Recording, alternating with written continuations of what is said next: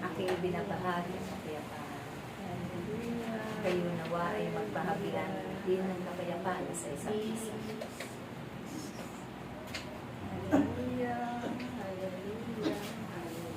Ako, ito ang Panginoon. Ang Diyos noon, magpahanggang ngayon, hindi nagbabago. Ako si Yahweh. Ako si Yahweh. Ako si ako na. Ako si ako. Marami ng taon kayo namin ito sa aking tingin. At yan ay inyong pati aking pagkain. Kung kaya't ang aking pag-ibig ay malao nang nakaukit at naitanim ko sa inyong mga puso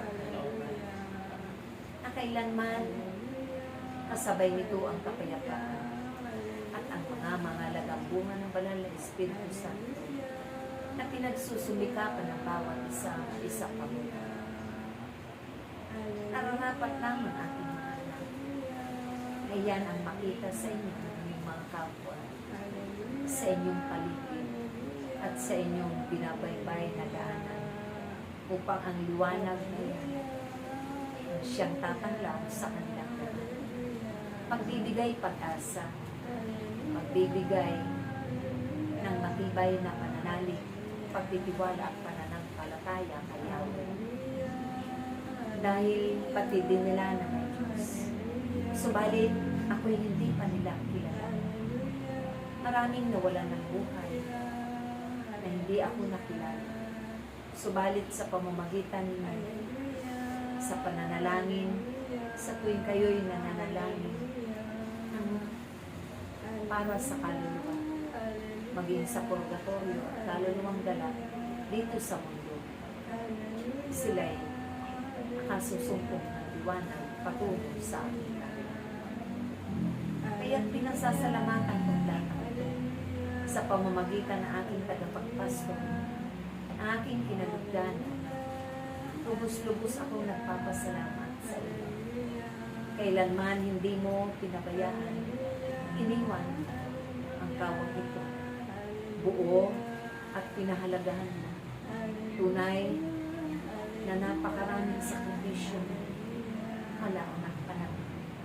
Iisin at pagbibigay oras mo at ng iyong buo tataon. Lakas yung mga sakripisyo na malaong unang napagmamasdan. Napagtanto ko na tunay na ibinuhos mo ang lahat-lahat sa buhay. Hindi mo man ito inasahan na ikaw ay aking itatakal. Subalit yung pagkakataon yun, tunay na biyaya sa iyo. Sampo na niyo. Huwag kang mag-alala. Ilang dobling lakas ang iyong makakamtan. Huwag mong alalahanin ang iyong nararamdaman. Dahil po ang iyong dakilang magagamit. Ganon din ang iyong pinaglilingkurang kapwa. Sila'y makakasumpong ng kagaanan sa kanilang mga karamdaman at pagalingan na aking pagkakalugod. Maliban sa mga sumusuway sa aking mga mahalagang ipinabuutos. Kaya buong puso ako nagpapasalamat sa ilan. Aking napagmamasdan. Marami kang kaluluwa ng iligtas sa pamamagitan ng iyong nasasakupan. Ganun din ng ibang iyong pinag-iligtas. Taos sa puso mo, laging may kalakip na pag-ibig awat na ba sa kanilang lahat. Kaya, ang mahalaga, umahaba pa ang iyong buhay. Araw pa, naragdagan ko ang iyong kalakasan upang marami ka pang mapaglingkuran.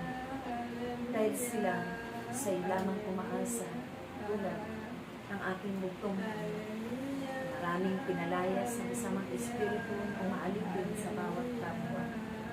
At ganun din, maraming pinakapit. Ganun din ang iyong ginawa. Kaya hindi ako magdadalawang isip.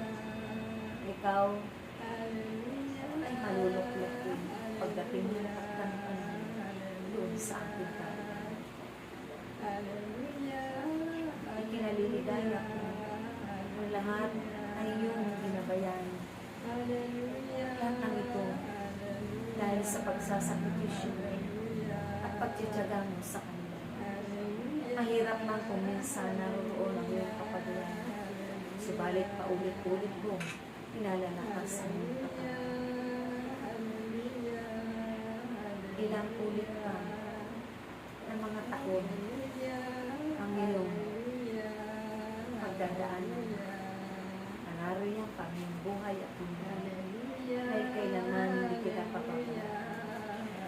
Maraming salamat sa pangangalaga mo sa mga kapatid mo nito. Marami na silang natutunan mabubuting bagay.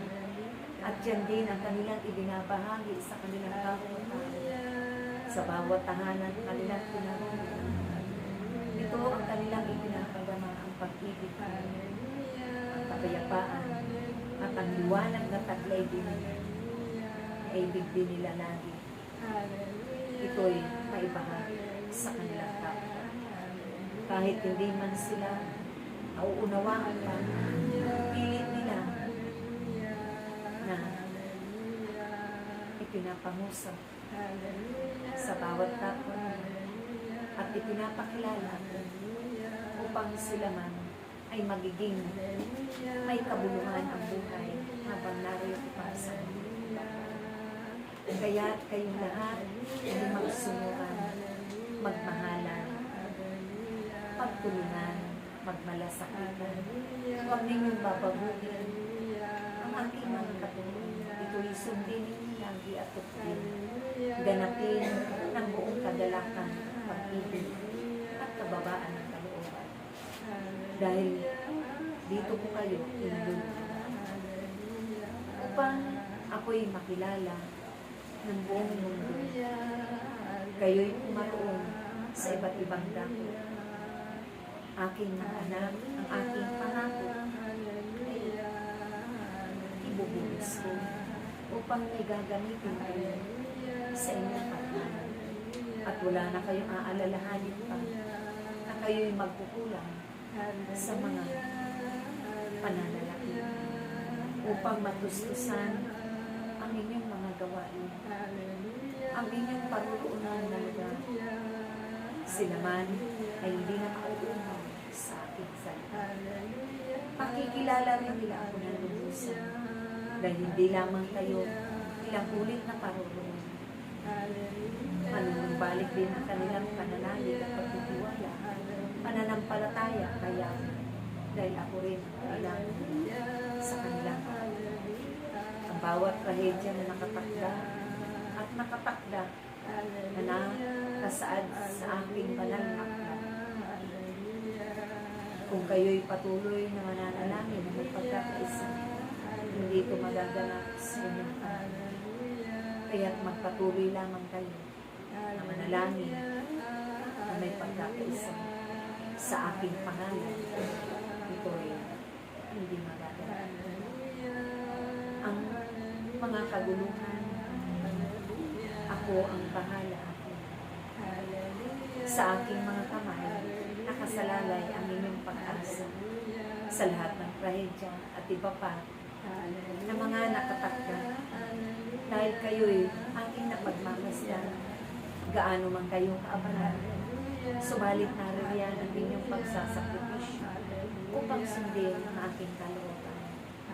Yan ay aking itinagagawa. Kaya't magpatuloy lamang kayo. Kaya pa rin ang inyong ganapin hanggang sa walang hanggan ng inyong mga buhay sa mundong ibabaw. Ako'y kasama ninyo at ang aking mga anghel na aking pinabababa upang kayo ay gabayan bilang inyong mga mahisagot.